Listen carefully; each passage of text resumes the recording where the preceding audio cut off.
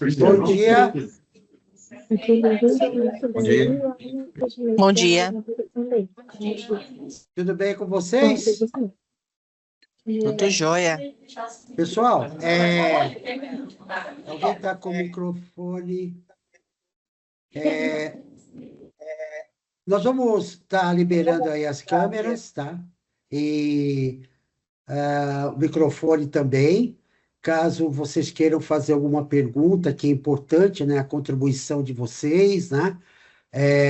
Dúvidas que vocês possam ter com o esclarecimento da Patrícia, é só levantar a mão, tá bom? Então, para quem chegou no horário, nós vamos iniciar aí o nosso web, né? Um outro ponto também muito importante, e sem dúvida, com a contribuição de vocês, nós tivemos um recorde de inscrição nesse webinar, e é recorde na Brapsa, de 214 inscritos, né? E eu vou passar a palavra para a Patrícia, para ela poder se apresentar e começar o webinar. Um abraço. Pessoal.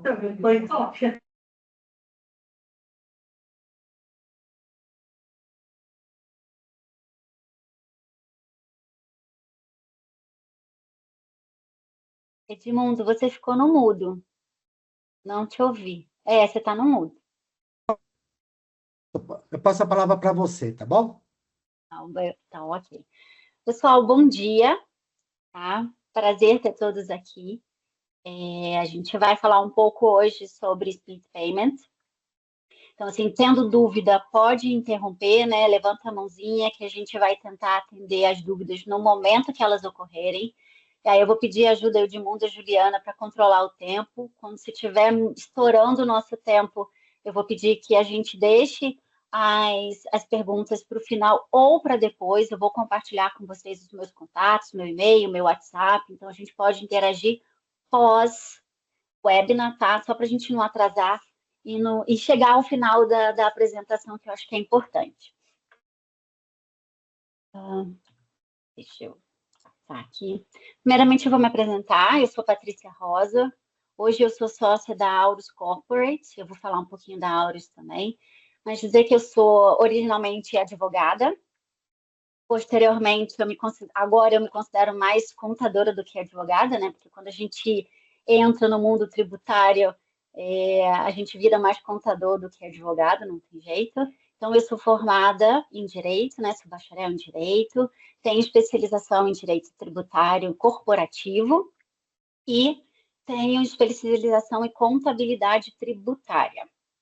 A minha carreira aí, ela foi praticamente toda em Big Four, empresas de auditoria, né? Então, Ernst Young, Price, Mazars, algumas indústrias como a Nissan, automobilística, e também escritórios de advocacia. Ok? Falando um pouquinho da Aureus, tá? Rapidamente. Oi. O André falou um oi. Anderson, desculpa, falou um oi. Falando um pouquinho da Aureus, tá?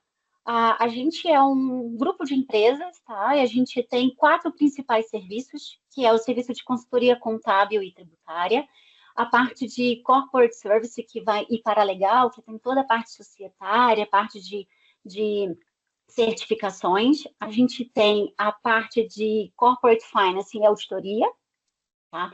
E também o full BPO service, que aí a gente tem o BPO contábil, fiscal, financeiro e folha. Então, quem tiver interesse de saber um pouco mais sobre a Aurus, pode me perguntar depois, quando vocês tiverem os meus contatos, e pode também acessar o nosso site lá, auruscorporate.com, ok? Tudo bem até aqui? Então, a agenda, ela não é uma agenda extensa, porque apesar do split payment ele ser um assunto bem complexo, não foi nada. A gente não tem...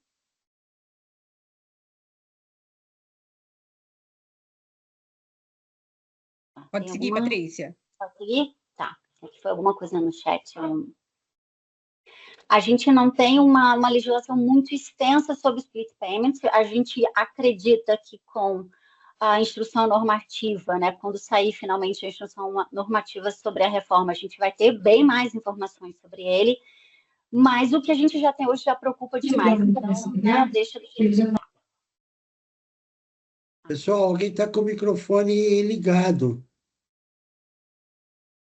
Patrícia, pode continuar.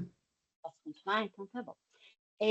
Um conceito geral do split payments, né? Quando a gente pensa em split payments, se a gente faz uma tradução literal, é pagamento parcelado, fracionado, dividido, tá? E o split payments, ele foi introduzido no nosso ordenamento jurídico pela reforma tributária como um mecanismo de arrecadação do IBS e da CBS, já que lá no seu artigo 27, ele traz o split payment como uma modalidade de extinção dos débitos de IBS e CBS. O que ele traz de diferente? Tá? O que essa modalidade traz de diferente? Ela muda o momento da arrecadação.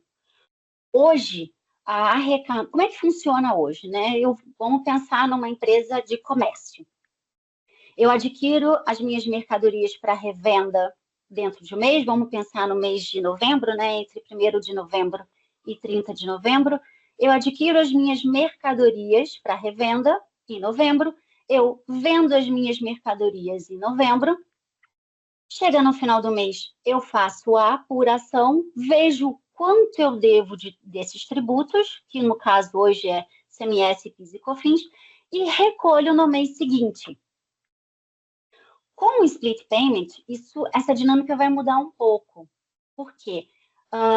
Quando eu fizer a minha venda, né, se eu vender a minha mercadoria à vista, o imposto ele é recolhido automaticamente no momento em que o cliente me pagar. E se eu vendo para pagamento dentro de um determinado período, esse imposto também será recolhido automaticamente, não será mais recolhido por mim, contribuinte. Então, quando chegar lá no mês seguinte, quando eu for pagar o imposto no mês seguinte, eu pago a diferença entre as minhas vendas à vista, as minhas vendas a prazo, a curto prazo, e aí eu só vou efetivamente recolher a minha venda de longo prazo. Ok até aqui? Tá. E qual é o objetivo? Eita, ele não faz o... Agora, cadê o Gabriel para me ajudar com a entrada dos outros? Eu tenho que clicar em cima. Tá bom, a gente vai aprendendo. Tá? E qual é o objetivo? E por que, né, a criação do split payment, essa forma de arrecadação diferente? Porque ele assegura que o contribuinte vai recolher o tributo corretamente. Porque hoje a gente sabe, quem faz a apuração é o contribuinte. Ele vai recolher o que ele quiser. Ele coloca mais crédito, ele coloca menos débito. A gente tem algumas possibilidades de fazer estorno de débito dentro da própria obrigação acessória, que é a FD. Então, a gente consegue, o contribuinte consegue manipular um pouco o pagamento do tributo. Com o split payment, boa parte da arrecadação, ela fica vinculada. Então, eu não consigo mais fazer um recolhimento incorreto a menor, né? Outra forma também, outro motivo, objetivo do split payment é mitigar a evasão fiscal e fraudes fiscais. A gente sabe que no Brasil o que mais a gente tem hoje é meia nota, e a gente sabe que o governo ele vem se especializando em alguns cruzamentos de informação. Primeiro ele começou com cruzamento de informação de cartão de crédito, agora ele controla o PIX, ele controla a transferência bancária, então ele começa a tentar mitigar a fraude e a evasão fiscal através dessas operações. E com o split payment, muito mais. Tá? Outro objetivo é melhorar o fluxo de caixa, porque pensa, hoje o governo, ele recebe, né, você tem uma operação, você faz uma venda, ele só vai receber o tributo no mês seguinte. A depender da data que ocorreu essa venda e se ela for à vista, ele leva até 50 dias para receber o tributo. Com o split payment, ele passa a receber no ato da liquidação financeira, caixa para o governo. Tá? E também acho que o outro ponto é reduzir o gasto administrativo com fiscalizações e contencioso. Porque hoje, como o governo não tem um controle da emissão de nota fiscal, dos recebimentos, de como está a operação das empresas, ele precisa fiscalizar. Então, ele tem o gasto com a fiscalização, ele tem o gasto depois com auto de infração, porque normalmente o contribuinte recorre, seja na esfera da Receita Federal, seja no CARF, e também no judiciário. Então, é muito custoso para o governo manter a máquina administrativa judiciária. Como é que funciona na prática? Tá? Vou dar um exemplo aqui. Vamos pensar numa indústria que vende a sua mercadoria para um determinado cliente. Vamos botar que ele vende essa mercadoria, o total da nota fiscal é R$100. Do total dessa nota fiscal, 80 é o valor da mercadoria e 20 é o valor dos tributos. O que o split payment faz? No momento que o meu cliente, né, o adquirente, ele faz o pagamento dessa nota fiscal, ele vai pagar 100. Só que o split payment, ele vai fracionar esse pagamento. Ele vai pegar o que é 80, que é o valor da mercadoria, e vai entregar para a indústria, e vai pegar o 20, que é o valor dos tributos, e vai entregar para o fisco. Ok até aqui? Dúvidas? Não? Vou continuar. Ah, Patrícia, o split payment é uma invenção do Brasil? Não. Split payment, ele tem no mundo inteiro. Tá? Diversos países já estudaram a possibilidade de implementar o split payment, porque ele é verdadeiramente uma das formas mais efetivas de evitar a evasão tributária e de evitar a fraude fiscal. Tá?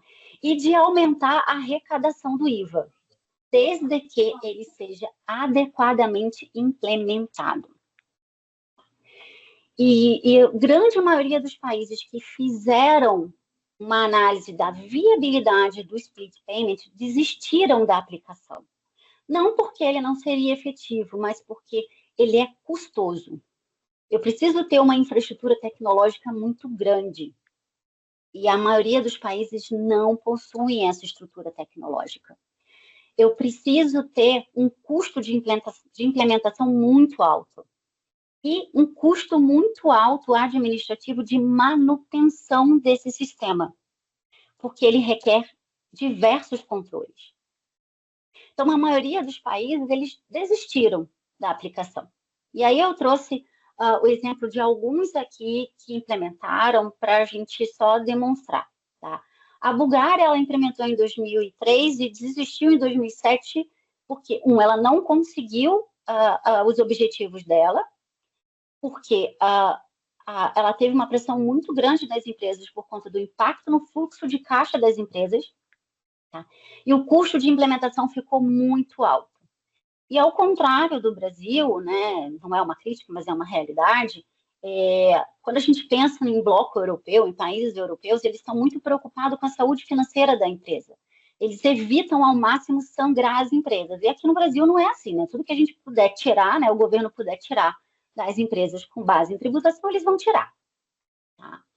A Itália, ela entrou em 2015 e ela entrou num formato um pouco diferente. Eu acho que ela já aprendeu com os erros de outros países, e ela aplicou só para operações com autoridades públicas.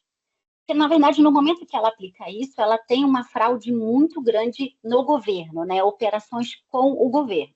Então, a primeira parte foi só operações com autoridades públicas, e aí teve uma segunda parte de implementação do split payment, onde todas as empresas controladas por autoridades públicas passaram a utilizar o split payment.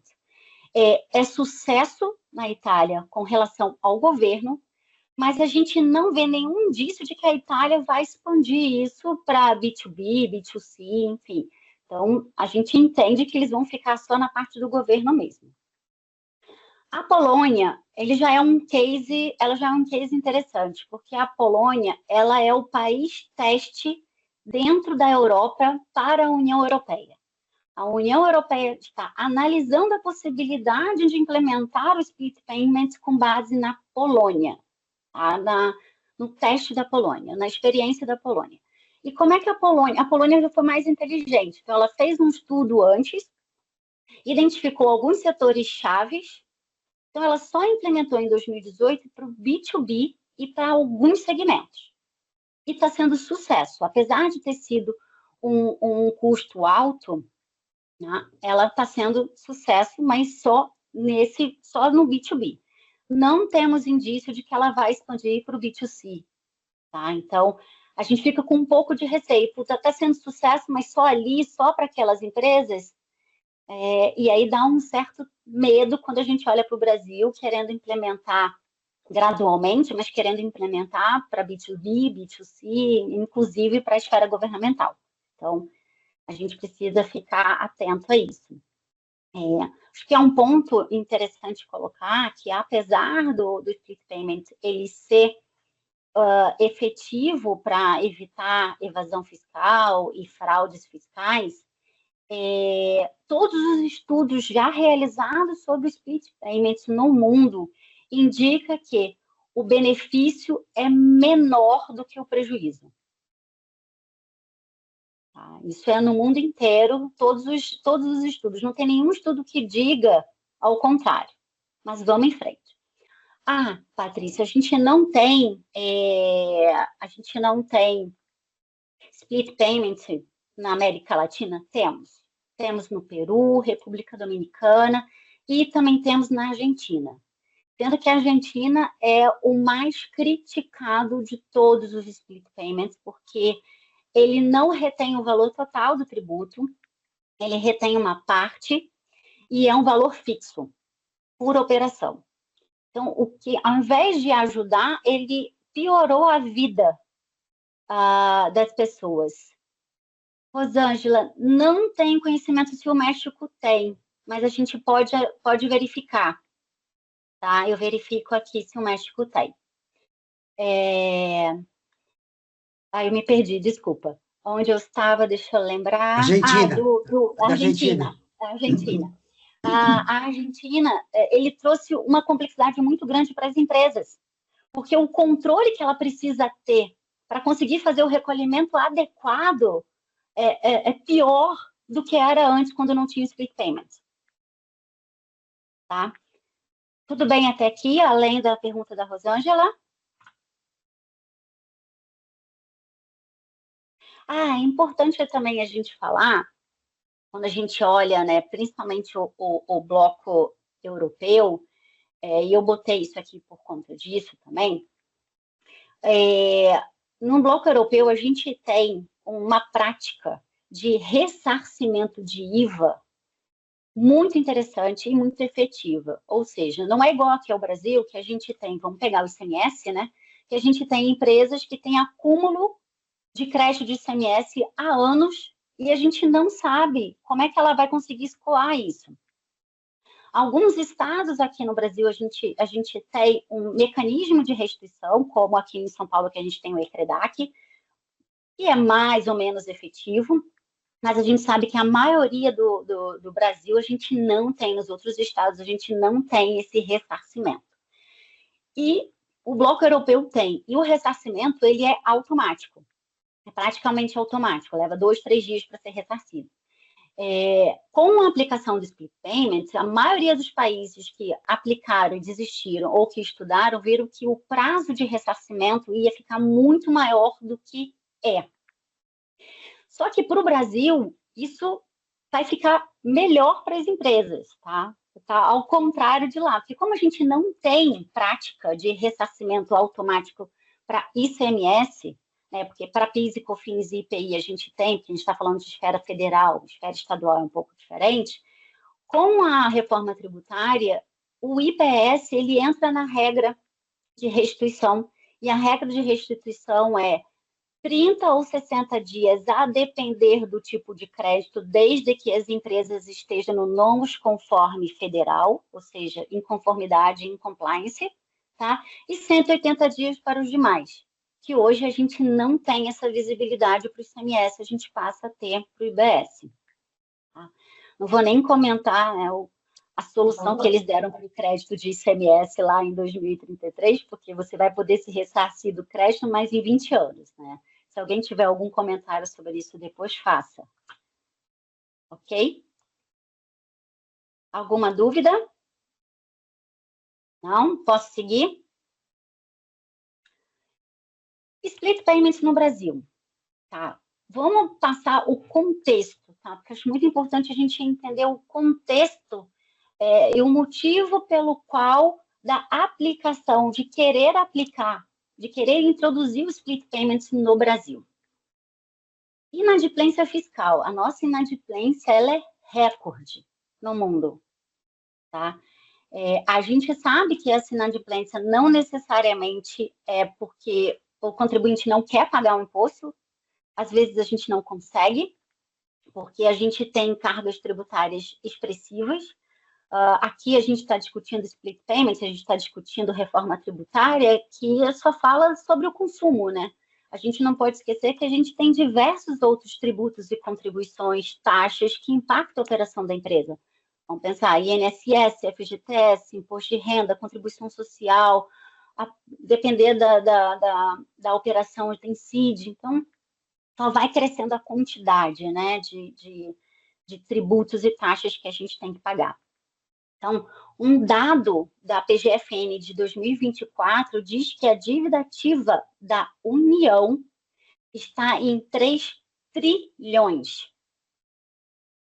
E é por isso que a gente vê um movimento muito forte da Receita com transação tributária. Na verdade, a gente já vê isso há muitos anos, né? Refis, PAEs, de tempos e tempos eles lançavam alguns programas para reduzir a dívida, e agora eles estão vindo bem forte com a transação. A gente está aí há uns 4 anos já forte com a transação tributária para tentar reduzir, porque são 3 trilhões, é muita coisa.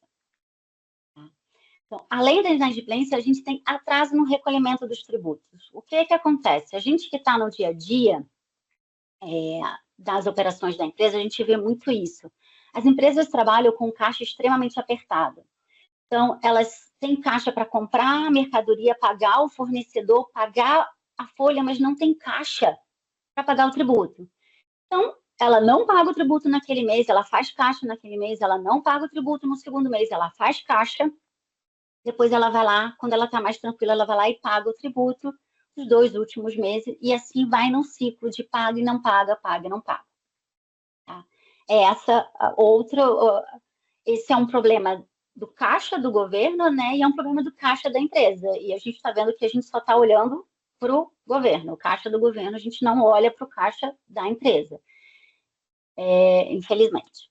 E o outro é o contencioso tributário. Esse assusta, tá? Dados de 2024, a gente finalizou 2024 com 20 milhões de processos tributários a serem julgados. A gente tem uma média de 3 milhões de novos casos tributários por ano. Tá? E o que mais assusta, a gente acabou 2024 com 20 milhões de processos tributários a serem julgados, mas a gente julgou 9 milhões de processos em 2024. Agora, imagina o custo para manter tudo isso. Além do imposto que não entra na conta do governo, eu tenho o custo. Eu tenho que manter os funcionários da Receita, eu tenho que manter CARF, eu tenho que manter as procuradorias dos estados, a Procuradoria da União. Então, o custo é muito grande. Então, esse é o contexto que o Brasil está, e dados de 2024, então muito recente.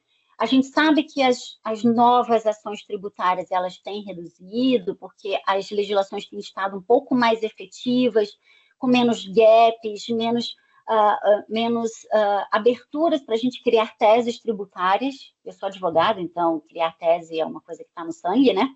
A gente fica procurando um gap na legislação para a gente criar uma tese, mas a gente sabe que isso está reduzindo, mas ainda não reduz no nível que precisava reduzir para a gente reduzir o custo.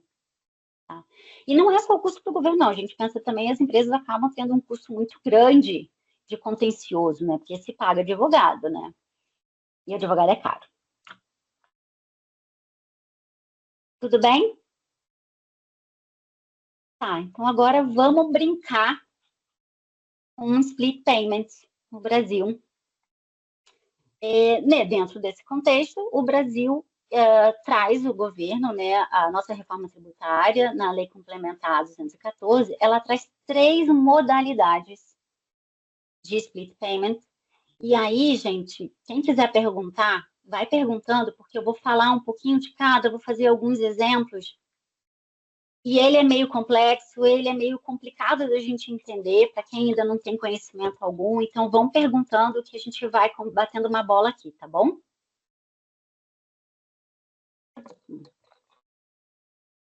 Quais são as modalidades de split payment que a lei complementar trouxe? Tá? E ele é bem assim. O primeiro é o super inteligente. E outra, esse super inteligente é nome do mercado, tá? Não adianta procurar lá na legislação, lá no artigo 31, 32, vocês não vão encontrar esses nomes, tá? E vocês vão entender o porquê do super inteligente e inteligente. Então, a legislação, ela traz lá, o primeiro é o super inteligente. Se não der para aplicar o super inteligente, eles vão aplicar o inteligente, tá? Se não der para aplicar o inteligente, eles vão aplicar o simplificado. Bom, isso é uma regrinha que eles trazem, tá? E aí eu vou explicar primeiro o super inteligente. O super inteligente pensa num conta corrente, tá? Eu sou contribuinte, eu fui lá adquirir insumos, não vou pensar agora no fato de eu ter ou não direito ao crédito, tá, gente? Eu não vou pensar agora no crédito, tá? Vou pensar só na lógica e depois, se a gente quiser, se alguém quiser discutir o reconhecimento do crédito, a gente discute também. Tá? Então, vamos pensar que eu, contribuinte, adquiri um monte de insumo, um monte de mercadoria para revenda e acumulei crédito, vamos pensar em novembro, tá? E acumulei crédito. E aí, lá no meu conta corrente, dentro do sistema da Receita, vamos supor que tenha 100 mil reais em crédito de CBS e IBS, lá na minha conta. Tá? E aí, eu fiz uma venda. Eu fiz uma venda onde tem destacado na nota fiscal 20 mil de imposto. Na hora que o meu cliente fizer o pagamento dessa nota fiscal, vamos pensar também sempre em venda à vista, tá? Para facilitar, porque se a gente começar a botar prazo parcelado, a gente não sai daqui hoje. E aí, quando o meu cliente for quitar essa nota fiscal, for fazer o pagamento dessa nota fiscal, o que vai acontecer? O governo, né, o meio de pagamento, o sistema, ele vai lá na Receita, lá no sistema da Receita, e vai olhar quanto eu tenho de crédito no conta corrente. Eu tenho 100. O destacado, olha, Wilson, sim, a regra é a gente ter acesso, a gente entrar lá no sisteminha e a gente conseguir ver todas as notas fiscais de aquisição que estão dando direito a crédito. Tá? Essa é a regra. Mas como a gente ainda não tem acesso ao sistema para navegar, a gente não tem 100% de certeza, mas não faz sentido não ter acesso. Até mesmo porque a gente precisa controlar se a Receita está ou não colocando os créditos de forma adequada. Vou ter 500 compras de insumo. Se faltar algum ali, eu tenho que ter a possibilidade de verificar e pedir para a Receita consertar. Então, ela vai lá no conta corrente e vai olhar que eu tenho 100 de crédito. Eu tenho 20 na minha nota. Então, o sistema vai falar o seguinte, olha, não precisa reter esses 20, porque eu tenho 100 de crédito. Então, o que ele vai fazer? Ele vai pegar esse 20 e vai jogar lá no meu conta corrente e vai dizer que o meu 100 virou 80. E aquela nota está quitada. Dentro das modalidades lá de extinção, a gente tem a compensação e a própria legislação fala dessa compensação automática, tá? Patrícia, Oi. o Wilson, teremos acesso a essa conta corrente Algum Foi. tipo de portal?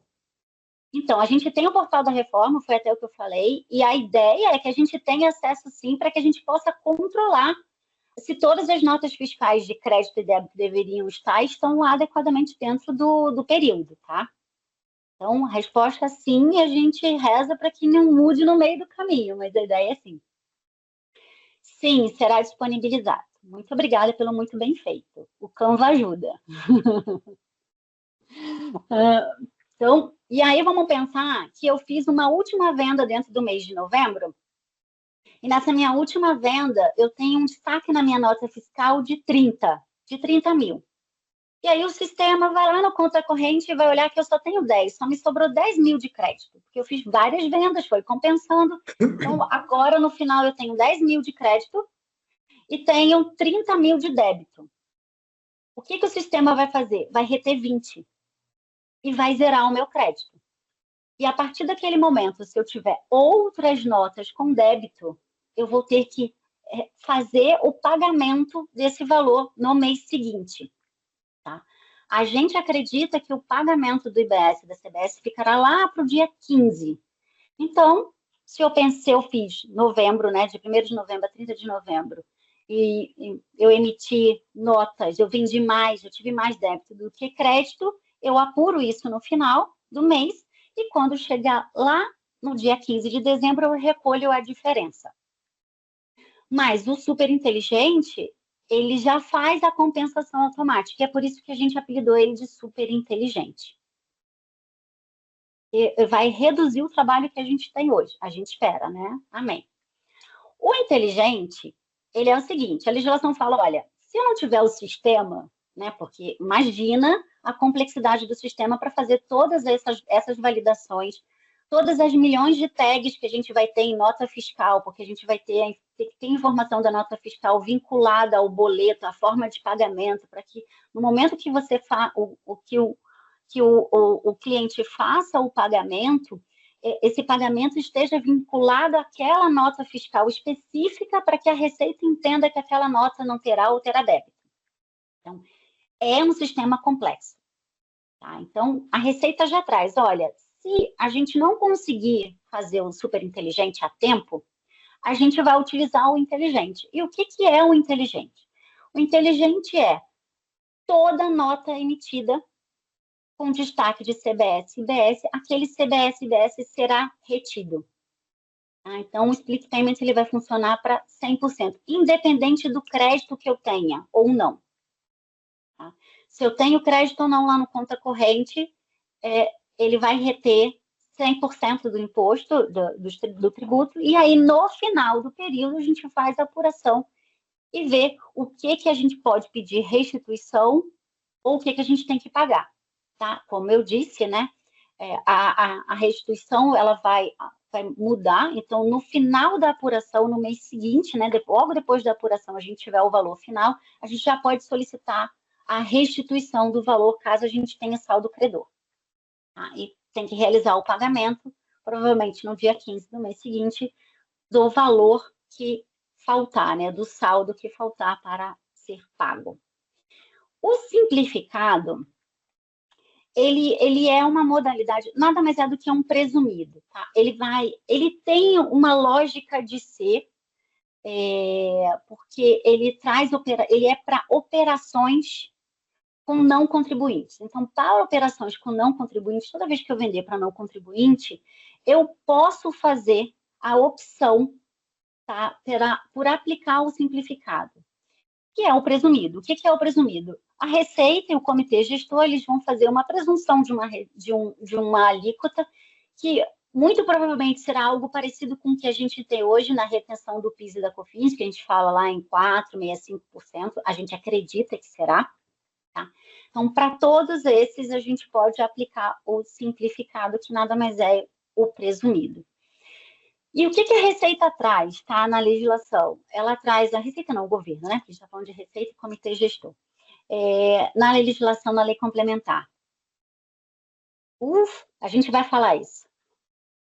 Já, de fluxo de caixa, previsibilidade, isso vai acabar com a gente aí por um período grande. que a legislação fala? Olha, se eu não conseguir aplicar o super inteligente, eu vou aplicar o inteligente. Se eu não conseguir aplicar o inteligente, eu vou aplicar o simplificado para todo mundo. Então, a Receita e o Comitê Gestor, eles vão indicar uma alíquota que pode ser de acordo com o setor, pode ser de acordo com... Alguém levantou a mão. Eu. Fale. Pelo que você está explicando, então nós temos essas três possibilidades, tá certo? Agora, a Receita Federal, e tudo isso vai ser exigido a partir de janeiro, tá certo? Janeiro de 27, Janeiro de 27. Mas a gente vai falar isso depois, mas ele passou a ser opcional, ainda não está na legislação, tá? Mas a Receita já se pronunciou sobre isso, porque eles não vão conseguir colocar em funcionamento todas as funcionalidades do Split Payments para todo mundo. Então, ele vai ser, a partir de janeiro de 27, opcional para B2B. Só para B2B. Porque a minha pergunta seria, né? Se essa plataforma da Receita, ela estaria pronta, né, para atender as três alternativas. Isso não, então, não é uma verdade. Não, na verdade, ela precisa estar pronta, pelo menos, ela não precisa estar totalmente pronta para atender o simplificado e para atender o inteligente, porque o inteligente, o que é? Identificou a nota fiscal, identificou o valor destacado na nota, ele retém. Ele precisa estar pronto para o super inteligente, porque o super inteligente, ele faz débito e crédito automático, ele só retém quando não tem crédito. Então, o super inteligente, ele precisa ter a visibilidade de todas as compras daquela empresa e todas as vendas. Então, para o super inteligente, a gente precisa, sim, que essa ferramenta esteja tinindo. Para o inteligente e para o simplificado, não. Até mesmo porque o simplificado, se a gente olhar, o simplificado é o que a gente tem hoje. E a ideia da Receita de falar, olha, se eu não conseguir o super inteligente, eu vou para o inteligente. Se eu não conseguir o inteligente, eu vou para o simplificado, é porque a partir de 1º de janeiro, eu não tenho mais retenção de PIS e COFINS. Tá. Eu não vi a pergunta aqui, depois eu dou uma olhada e respondo, tá? A partir de 1º de janeiro, eu não tenho mais a retenção do PIS e da COFINS, né? Porque eu não vou ter mais PIS e COFINS a partir de 1º de janeiro de 2027. Eu passo a ter CBS, e CBS eu não tenho previsão de retenção. Então, para o governo não perder caixa com as retenções que hoje ele tem de PIS e COFINS, que é 465, ele falou, olha, se eu não conseguir aplicar os outros, eu vou aplicar o simplificado, que nada mais é o presumido, que nada mais é o que a gente já tem hoje, de retenção na fonte de PIS e COFINS. Então, tem um porquê de ter essa previsão na legislação, mas o simplificado, em regra, ele é para operações com não contribuintes. Aí, deixa eu ver. Teve uma pergunta aí, Edmundo, que acho que é sobre a vinculação do simplificado. Você pode ler para mim, por favor, a última?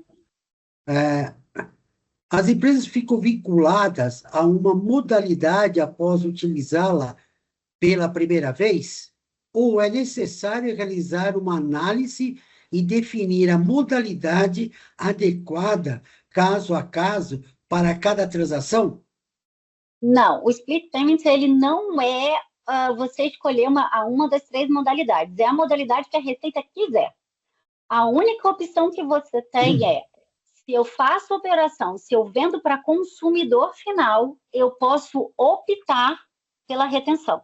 E aí, sim, você tem que fazer uma análise para ver se é melhor para o seu fluxo de caixa. Eu acredito que você, porque é melhor reter um percentual do que reter tudo, do que reter 100%. Então, a gente vai discutir um pouco sobre o fluxo de caixa mais à frente, mas sim.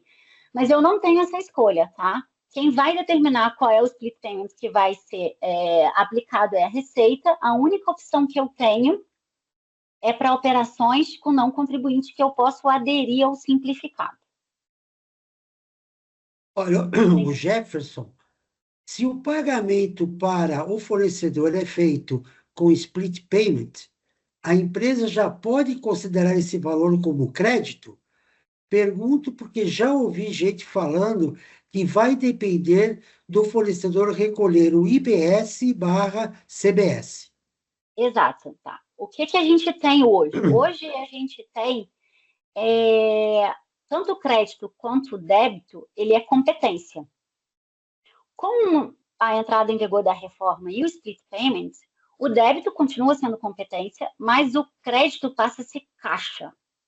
Então, assim, eu comprei uma mercadoria no dia 1º. Ai, gente, pagamento parcelado, vocês querem me matar. Calma aí que eu já vou falar disso. Isso aqui é uma coisa que me mata, esse pagamento parcelado. Quando a gente faz vamos supor que eu comprei uma mercadoria, um insumo, uma mercadoria para revenda no dia 1º de outubro, 1º de novembro, tá? Mas eu não posso reconhecer esse crédito automático. Eu só posso reconhecer esse crédito se eu fizer o pagamento ao meu fornecedor à vista. Então, se eu comprei essa mercadoria à vista, isso significa que, por meio do split payment, o governo já recebeu aquele valor de imposto, então eu já posso considerar esse valor de imposto pago, ou seja, caixa, e posso tomar crédito. Agora, se eu comprei no dia 1º de outubro, de novembro, e eu só vou pagar ao meu fornecedor lá no dia 20 de dezembro, eu não posso tomar crédito agora porque o IBS e a CBS não foram recolhidos. Eu posso até tomar esse crédito lá no dia 17, 18, quando o meu fornecedor, né, efetivamente fizer o recolhimento do tributo. Tá? Deixa eu dar um exemplo aqui, que eu acho que é importante para a gente falar de split payment. Como é que vai funcionar o pagamento, até para depois entrar no parcelado, porque eu acho que a gente consegue visualizar melhor o imbróglio, o problema que a gente tem do parcelado. Como é que vai funcionar? Tá? Vamos supor que eu faça uma venda a prazo, tá? Eu faço uma venda a prazo. Então, eu vendi para o meu cliente hoje, no dia 18 de novembro, e ele só vai me pagar no dia 20 de dezembro. Eu não tive liquidação financeira, certo? Porque a liquidação vai ser lá no dia 20 de novembro, no dia 20 de dezembro. E como eu disse, a gente acredita que o vencimento do IBS e da CBS será no dia 15. Então, eu fiz uma venda no dia 18 de novembro, eu vou receber no dia 20 de dezembro, mas no dia 15 de dezembro eu tenho a obrigação de recolher os saldos de IBS e CBS que não foram recolhidos via split payment. Então, apesar de eu ter o split payment, ele não é a única modalidade de extinção de débito que eu tenho, tá? Eu também tenho a modalidade que é o pagamento pelo contribuinte.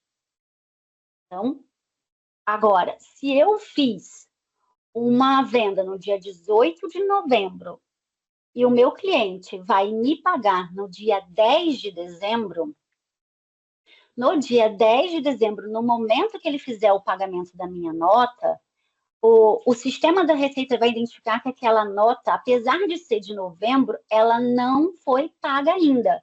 Então, ela vai reter o imposto lá no dia 10 de dezembro. E quando eu for pagar o meu imposto no dia 15 de dezembro, eu tenho que considerar esse pagamento e deduzir do meu a pagar. Qual é o problema disso? Vamos pensar na contabilidade. A contabilidade, ela é competência. Então, todo crédito que eu tive, eu botei lá, todo débito que eu tive também está dentro de novembro, aí chega lá no final de novembro, dia 30 de novembro, eu faço a minha apuração e me deu 100 mil a pagar. 100 mil a pagar, eu botei, reconheci na minha contabilidade 100 mil. Aí, no dia 10 de dezembro, o meu cliente vai lá, paga uma nota com 20 mil de imposto. E aí, no dia 15, eu vou pagar 80, não vou pagar os 100 que eu tenho na minha contabilidade. E aí a gente começa a ter problema, que se a gente não tiver controle, se a gente não tiver rastreabilidade, se a gente não tiver governança, as empresas vão começar a se atrapalhar. Parcelado. Qual é o problema da venda parcelada? Como é que funciona hoje uma venda parcelada?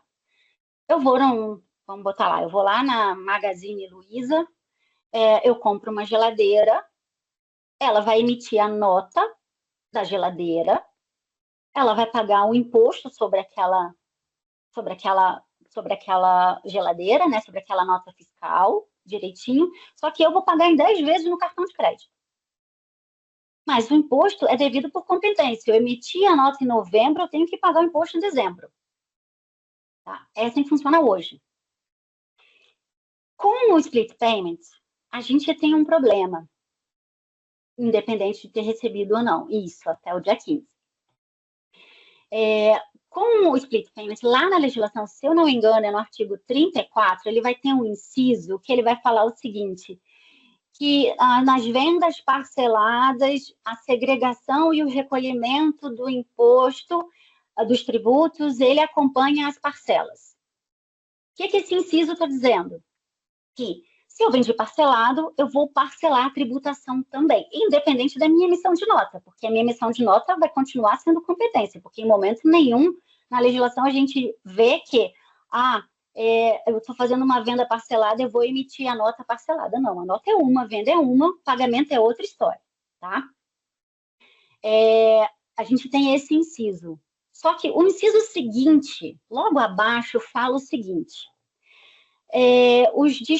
tudo disposto nessa subseção, que é a subseção do split payment, tudo que está disposto aqui não afasta a obrigatoriedade do sujeito passivo, ou seja, o contribuinte, recolher o saldo de IBS e CBS, observado o fato gerador e a data de vencimento dos tributos.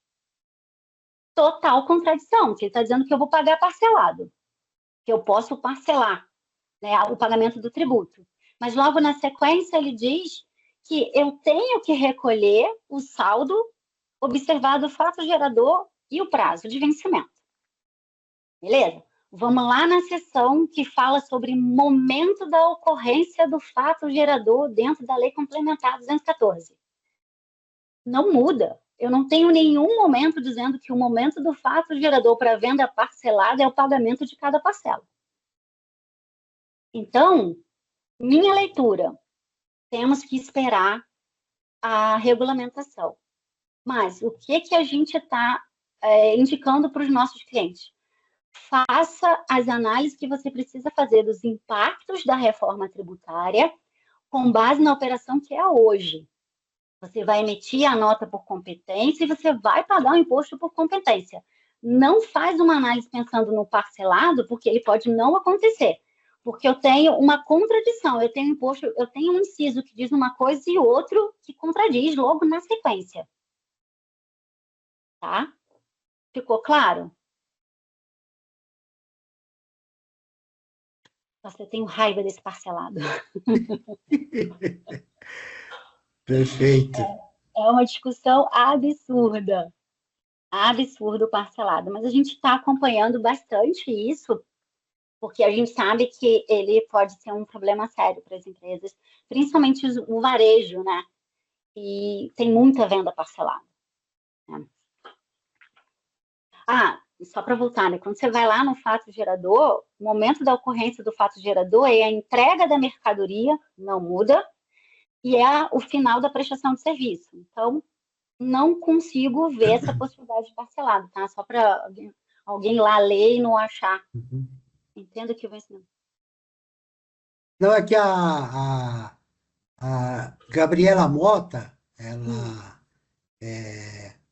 diz aqui que ela chegou um pouco atrasada, e se você já falou da opção de recolhimento do IBS-CBS pelo adquirente, quais as expectativas dessa antecipação versus split payment?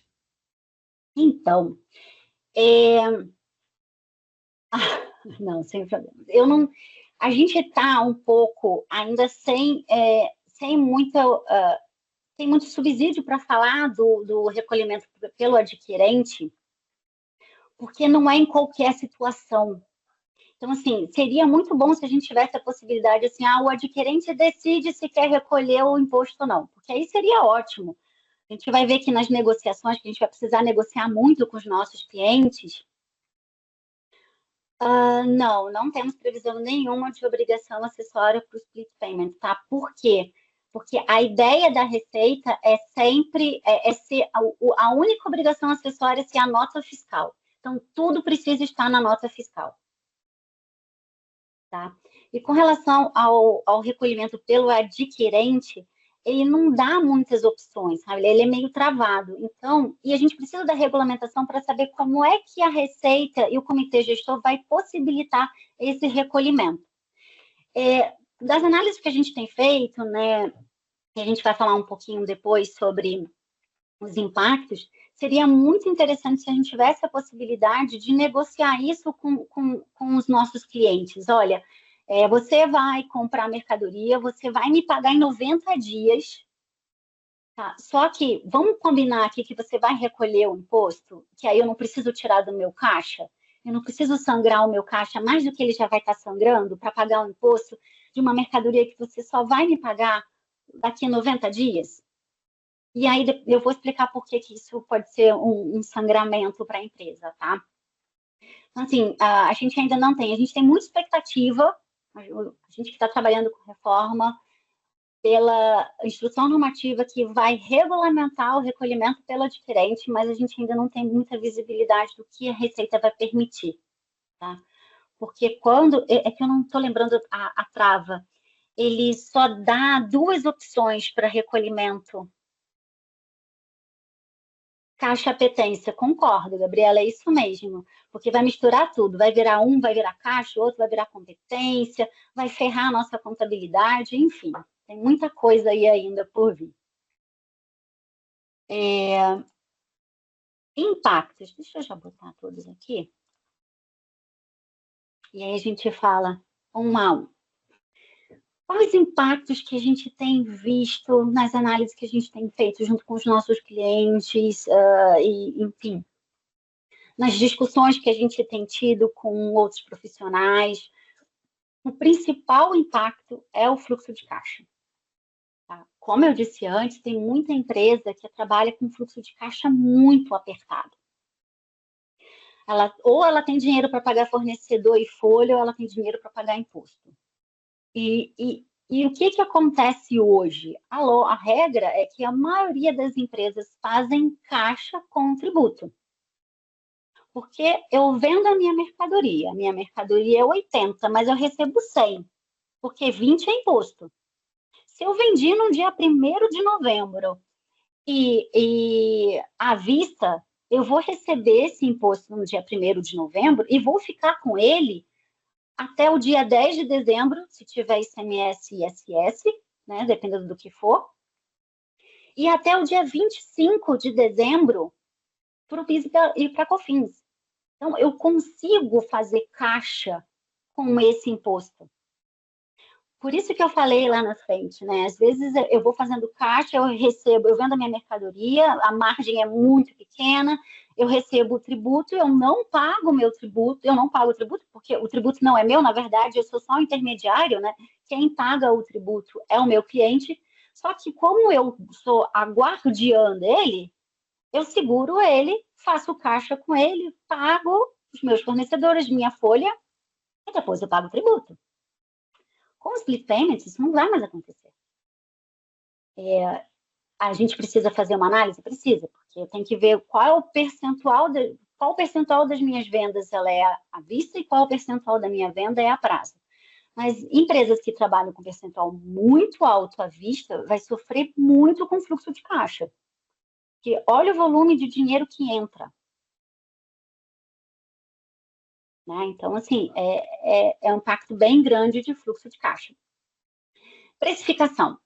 Vamos fazer uma análise, né? Tipo, hoje a gente já tem o impacto do aumento das alíquotas, porque a gente tem uma empresa do lucro presumido, hoje o PIS e COFINS é 3,65 e vai passar a ser 8,5. Vamos pegar aqui a referência, as alíquotas que está na calculadora tributária da Receita. Então, lá é 8,5 de CBS. Então, eu tenho um aumento nominal da minha carga, de 3,65 para 8,5. E quando a gente fala de ISS, mais ainda, sai de 5. Aqui em São Paulo tem empresas que pagam 2,5, 3, então vamos botar que sai de 5% para 18,5. Tudo bem, a gente tem o princípio da não cumulatividade plena, que vai trazer um monte de crédito, mas só para empresas, indústria, comércio. Vamos pegar uma prestadora de serviço no lucro presumido. A prestadora de serviço no lucro presumido, hoje, ela tem 3,65 de PIS e COFINS e 5 de ISS. Vai passar a ter 8,5 de CBS e 18,5 de IBS. E não tem crédito, porque o principal insumo dela é mão de obra. E mão de obra não dá direito a crédito. Então, eu já tenho um aumento no meu preço, mas esse aumento ele é repassado 100% para o cliente, né? E se o seu cliente utilizar o seu serviço ou a sua mercadoria para revenda, ele vai ter direito a crédito, então o impacto pode ser que não seja muito grande. Mas, quando a gente fala de uma empresa que tem uma margem de lucro muito apertada, ela vai receber esse imposto, vai ter que repassar automaticamente, como é que ela vai fazer fluxo de caixa? Aumentando a margem, eu preciso aumentar minha margem, senão eu não consigo pagar o meu fornecedor nem a minha folha. Então, eu posso ter que aumentar a minha precificação. Gestão de créditos acumulados. A gente vai precisar fazer uma gestão muito de perto desses créditos, tá? E quando eu falo crédito acumulado, nem é 3, 4 meses, eu estou falando dentro do próprio mês, porque como a gente falou aqui, o crédito ele é caixa. Então, eu adquiri uma mercadoria, eu paguei à vista, eu vou lá no meu ativo e vou colocar crédito homologado. Eu adquiri uma mercadoria e vai ser pago a prazo daqui a 60 dias. Esse crédito eu não posso tomar agora. Então, eu tenho que ter uma conta transitória lá no meu ativo para dizer que em algum momento eu vou ter direito àquele crédito. Então, olha o impacto operacional para as empresas, tá? Governança tributária. A gente precisa ter muita governança tributária, do tipo fluxo de receita, tá? Então, foi aquele exemplo que eu dei. Se eu faço uma venda no dia 18, para receber no dia 10, no dia 13, sei lá, isso pode ser um problema para mim, porque a Receita pode não reconhecer aquela retenção feita automática e eu ter que pagar o imposto ainda assim no dia 15. Então, será que não vale a pena eu colocar para receber lá no dia 20? Ou colocar para receber dentro do próprio mês? Então, assim, é uma governança que a gente precisa ter muito grande. E o custo de adaptação tecnológica, tá? Porque é um sistema extremamente complexo e que a gente vai precisar que os nossos RPs, eles conversem muito bem com o financeiro, conversem muito bem com o tributário, conversem muito bem com contas a pagar, com contas a receber. Enfim, a gente precisa de um investimento muito grande em tecnologia dentro da empresa para conseguir ter uma governança adequada. A gente tem visto que esses são os impactos. Algum comentário? Não? Posso seguir, então? Como se preparar? A gente precisa olhar com muito carinho o fluxo de receita, tá? Entender qual é o meu percentual de venda a prazo, qual é o meu percentual de venda à vista, como é que fica o meu fluxo de caixa com o novo cenário, o que eu posso trazer de benefício ao alterar o fluxo de receita. Tá? A gente precisa olhar com carinho para isso. Rever contratos e condições comerciais. Tá? Como eu falei, a gente viu muito contrato de empresa que não tem o repasse de tributo. Isso é essencial que tenha. A gente precisa, porque o IVA não é o imposto da empresa, ele é o imposto do consumidor final. Então, a gente precisa repassar 100% dele. Então, essa cláusula de repasse ela é extremamente necessária. E outra análise que a gente precisa ser feita, rever e negociar com os nossos clientes são prazos de pagamento. Tá? Vamos supor que eu tenha clientes que me paguem com 90 dias. Só que, atualmente, é tranquilo ele me pagar com 90 dias e eu ficar responsável pelo recolhimento de um tributo que ele só vai me pagar daqui a 90 dias, Porque eu tenho outros clientes que vendem, que me compram à vista, e eu fico com o dinheiro do governo e eu compenso, e está tudo certo. E também eu tenho crédito, porque hoje eu compro meus insumos à vista ou a prazo, eu tenho crédito automático. Eu começo a pensar que se eu comprar insumo a prazo eu não vou ter mais crédito, eu vou sangrar o meu caixa. Então, é pensar se eu tenho como renegociar prazos com os meus fornecedores e se eu tenho como renegociar prazos e pagamentos com os meus clientes, do tipo, será, cliente, que já que você vai me pagar em 90 dias, você não consegue me pagar o que é o imposto dessa nota? Será que a gente não pode colocar uma cláusula de antecipação dos tributos? Eu pago em 90 dias, mas eu mantenho 90 dias, mas você me paga o tributo à vista? Em 20 dias, sei lá, 30 dias? Pode ser uma. Rever políticas de capital de giro. A gente pensar em empréstimos bancários. A gente sabe que empréstimo bancário no Brasil é caro pra caramba. A gente sabe que tem umas modalidades, quando envolve capital de giro, ele acaba sendo um pouco menor, mas com uma Selic a 15 é impossível a gente pensar que vai ter uma taxa de juros boa, mas pensar nessa possibilidade, pensar também quando você tem empresas, a sua controladora está fora do Brasil, fazer o empréstimo, né, ou trazer mais investimento, pelo menos para o início da operação com split payments, para poder você não ter tanto impacto no seu fluxo de caixa. E adequar sistemas, porque se a gente não tiver o sistema adequado, a gente vai tomar decisões extremamente erradas. Vai diminuir. Patrícia, a Aureus, ela também é uma empresa que presta serviço de BPO, né? Então, nós estamos falando, está intimamente ligado aos sistemas, vários. TOTO, SAP, Oracle.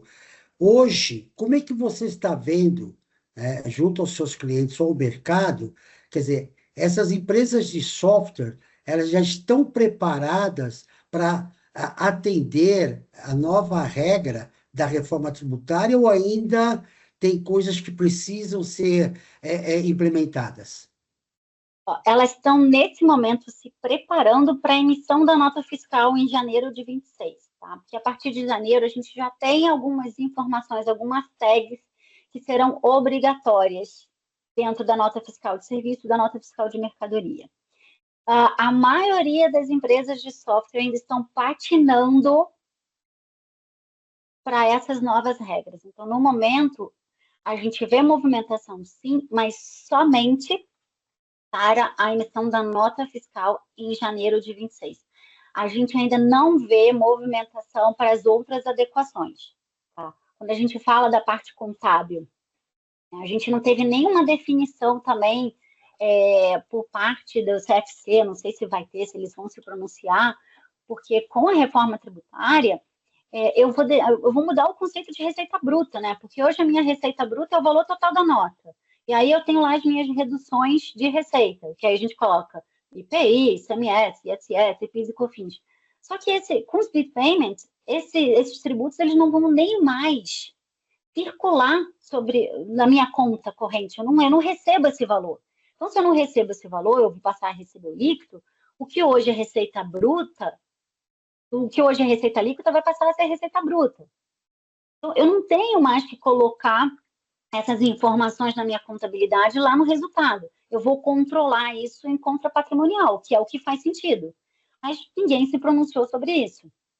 Então, Ok. a gente vê uma movimentação, um entendimento deles sobre, mas a gente ainda não viu eles colocarem em prática. Tá? Perfeito. E, inclusive, os controles dos split payments que precisa ser feito, né? Até estava conversando com um cliente ontem, e ele falou, não, mas a gente não vai precisar se preocupar com isso, porque a Receita vai fazer tudo. Eu falei, tá. Você vai confiar que o seu fornecedor vai colocar a informação adequada na nota fiscal, que a Receita vai ler o XML da nota de forma adequada e vai colocar lá o crédito bonitinho na sua conta corrente. Você não vai controlar. Não tem essa possibilidade. A gente não confia assim na nossa Receita. Então, a gente precisa muito, muito ter esses controles. E cronograma de implementação, tá? A gente sabe que tem um teste esperado para 26, a Receita já se pronunciou sobre isso. Como a Receita também já se pronunciou, a gente não tem isso oficial, tá? Não foi escrito em lugar nenhum, mas a gente tem essa previsão na própria legislação de que o split payment entre gradualmente da forma que o Comitê Gestor e a Receita Federal decidirem, e a Receita já se pronunciou dizendo que vai ser opcional para 2027 e vai ser opcional só para o B2B. E aí eu termino aqui, deixando o meu contato. Quem quiser me chamar no WhatsApp, tiver alguma dúvida, tem o meu e-mail. E se alguém quiser fazer mais alguma pergunta, algum comentário, por favor. Eu acho que ainda dá tempo, né? Pessoal, teve uma pergunta, né, se essa apresentação vai ser disponibilizada. Vai ser disponibilizada, vai estar também no YouTube, e eu pediria uma gentileza para vocês, que nos ajude aí a responder a nossa pesquisa de satisfação, para que a gente cada vez mais possa melhorar nossos webinars, tá bom? Patrícia, se você quiser fazer a apresentação final, a despedida. Então é isso, eu agradeço a todos, a participação de todos. Como o Edmundo falou, a gente vai disponibilizar esse material. Vocês vão ter o meu contato, então, tanto o meu e-mail quanto o meu WhatsApp. Podem entrar em contato, se eu não conseguir responder no mesmo dia, mas eu vou responder. Normalmente eu sou bem rápida no WhatsApp, então, se vocês precisarem de alguma coisa, estamos à disposição. Pessoal, muito obrigado, uma boa semana para vocês. Patrícia, mais uma vez, a Abraps agradece aí a sua participação, tá bom? Obrigada a vocês pelo convite. Até mais, pessoal. Um abraço. Tchau, tchau. Abraço, tchau, tchau.